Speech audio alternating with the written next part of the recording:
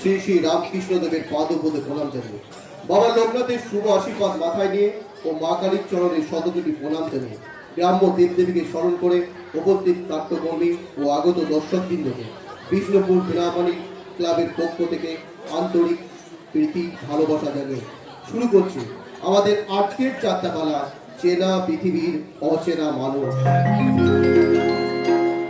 রচনা মেঘদূত গঙ্গোপাধ্যায়, নির্দেশনা পিন্টু রায়, সহ নির্দেশনায় দেবাশিস ঘোষ, পরিবেশনায় বিষ্ণুপুর বীণাপাণি ক্লাব, পরিচালনায় প্রতাপপুর তান্ত্রিক আশ্রম কালীবাড়ি কমিটি, আলো ধ্বনি রূপসজ্জা জয়গুরু নাট্য মন্দির রায়ডাঙ্গা দুর্গাপুর। শুরু করছি আপনাদের সকলের সহযোগিতা আশীর্বাদ মাথায় নিয়ে 1426 সালের এক অশ্রু সজল সামাজিক যাত্রাপালা, চেনা পৃথিবীর অচেনা মানুষ। নীলেশ আজ আমার কাছে অচেনা মানুষ। আমি নীলেশকে বোকার মতো ভালোবেসেছি, খুব ভুল করেছি আমি।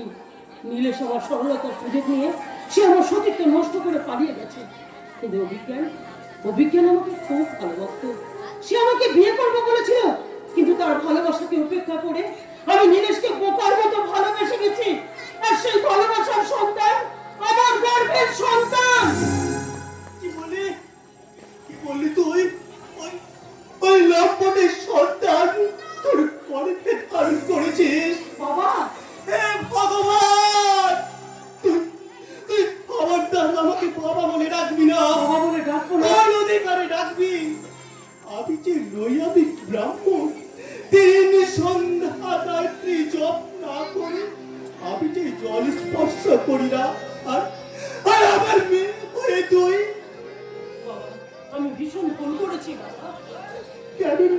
কেন তুই হতভাগী কাজ করলি?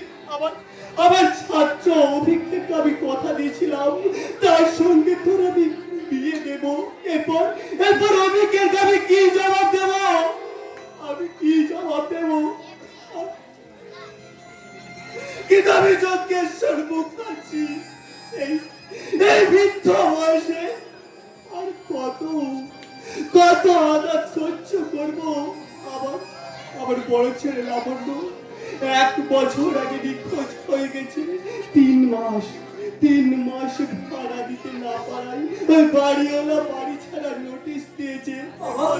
এবারে লজ্জা কথা, যদি হয়ে যায় তাহলে আমার যে আত্মহত্যা করা ছাড়া আর কোনো পথ থাকবে না রে।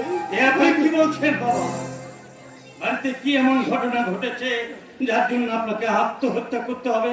বলো মঞ্জুরি, বলো কি হয়েছে, তুমি আমায় খুলে বলো। নীলেশ আমার জীবনটাকে তছনছ করে দিয়েছে বাবু। সে আমাকে আর আমার সন্তানকে অস্বীকার করেছে। তুমি কি করেছো মঞ্জুরি? আত্মহত্যা ছাড়া আমার আর কোনো পথ নেই জামাইবাবু। না মঞ্জুরি না, তোমাকে বেঁচে থাকতে হবে। কিসের আশা, কিসের মোহে আমি বেঁচে থাকবো জামাইবাবু? তোমার সন্তানকে দেখার আশায় তোমাকে বাঁচতে হবে। ভুল জামাইবাবু, ভুল। একটা কুমারী মা হয়ে আমি কেমন করে বেঁচে থাকবো? আমার সন্তানই বা কোন পরিচয়ে বড় হবে? কিন্তু মঞ্জুরি, আপনি কি পারবেন আমাকে আপনার স্ত্রী স্বীকৃতি দিতে? বলুন না, আপনি কি পারবেন আমাকে স্ত্রী স্বীকৃতি দিতে? না মঞ্জুরি না, তা কখনো হয় না। লাবণ্যকে আমি ভালোবাসি। লাবণ্য আমার জীবন থেকে হারিয়ে গেল, আমি আজও তার ফিরে আসার জন্য অপেক্ষা করছি। তুমি আমায় ক্ষমা করো মঞ্জুরি, তুমি আমায় ক্ষমা করো। রণবীর, তুমি কি আমার অনুরোধ রাখবে না? আপনি তোমার ব্যথাটা আমি বুঝি রণবীর। তবে লাবণ্যের বাবা হয়ে বলছি, সে হয়তো আর বেঁচে নেই। আমার ওই এক মেয়েকে হারিয়েছি, আরে অন্যটাকে আমি হারাতে চাই না। তাই তোমার সামনে আমি ভিক্ষা চাইছি রণবীর। ওকে তুমি জীবনদান দাও, ওকে তুমি স্ত্রীর স্বীকৃতি দাও। না বাবা না, তা হয় না বাবা, তা হয় না। থাক জামাইবাবু, থাক। বাবার কথায় আপনি বিচলিত হবেন না। বাবা, তুমিও কোনো চিন্তা করো না বাবা। ভুল যখন আমি করেছি তার প্রায়শ্চিত্তটা আমি করব। দাঁড়াও মঞ্জুরি। তুমি? হ্যাঁ বাবা, হ্যাঁ। লাবণ্যকে হারিয়ে শোকা হতো আমি ঠিকই, কিন্তু মনটা আমার এখনো পাথর হয়ে যায়নি। রণবীর, মঞ্জুরিকে স্ত্রীর স্বীকৃতি দিলে যদি মঞ্জুরি এবং তার গর্ভের সন্তান বেঁচে থাকতে পারে, তাহলে এই মুহূর্তে আমি আপনাকে কথা দিচ্ছি বাবা, আমি আমি মঞ্জুরিকে আমার স্ত্রীর স্বীকৃতি দেব। আমি আমি আমি ধন্য, আমি ধন্য রণবীর, আমি ধন্য। তোমার এই দয়ার কথা আমি চিরদিন মনে রাখবো। আমি আমি আশীর্বাদ করি বাবা, তোমরা অনেক অনেক বড় হও, অনেক বড় হও, অনেক বড় হও। আমি আমার হৃদয়ের টুকরো আমি তোমার হাতে সঁপে দিলাম। দেখো, একে কোনোদিন তুমি অনাদর করো না, কোনোদিন তোমার মাকে করো না।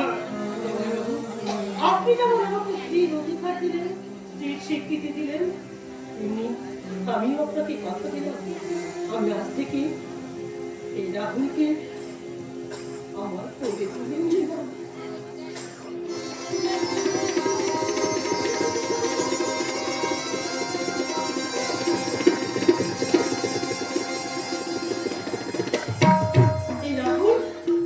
এই রাহুল আজ থেকে আমার বড় ছেলে, আর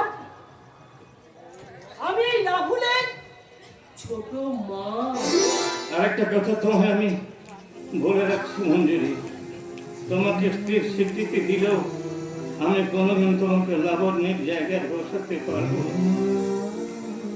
লাবণ্য, সংসার সমাজ আমাকে ভুল বুঝলেও তুমি আমায় ভুল বুঝো না লাবণ্য। আজ কর্তব্যের দায়ে আজ আমি বড় অসহায় লাবণ্য, আজ আমি বড় অসহায়।